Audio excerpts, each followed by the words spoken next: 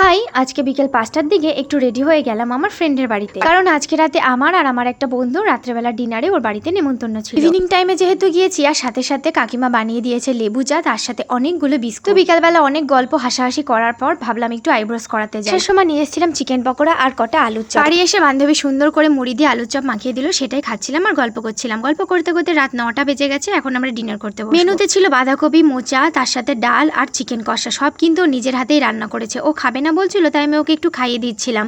খুব সুন্দর রান্না করেছে। রাত্রেবেলা বাড়ি চলে এসে একটু হালকা পাতলা রেডি হয়ে চলে গিয়েছিলাম আমাদের এখানে প্রোগ্রাম দেখতে। ফকিরা ব্যান্ডের গান শুনতে বেশ ভালোই লাগে, তাও আবার যদি আমাদের তাহেরপুরে আসে ফকিরা, কোনো কথাই হবে না। বাড়ির পাশে ফকিরা ব্যান্ড আসবে, তাও আবার আমি দেখতে যাবো না, এটা কি হতে পারে? একদমই না, মিস করার তো কোনো কথাই না। এখানে ফকিরা ব্যান্ড দেখতে কিন্তু কোনো রকম টিকিট লাগেনি। আর আমাদের এখানে যত বড়ই সেলিব্রিটি আসুক না কেন, উইদাউট টিকিটে আমরা কিন্তু দেখতে যাই। এত সুন্দর মেইনটেইন করে আমাদের ক্লাবগুলো, কিছু বলার নেই। প্রোগ্রাম শেষ করার পর একটু মেলা ঘুরে ঘুরে দেখছিলাম। অনেকক্ষণ ধরে গান শোনার সাথে নাচ করে আমার প্রচন্ড খিদে পেয়ে গেছে। তো মেলায় একটা দোকানে দেখতে পেলাম ফাস্ট ফুডের দোকান, তো সেখান থেকে একটা ললিপপ নিয়ে নিয়েছি আর খেয়েও নিয়েছি। এখনের মতো বাই।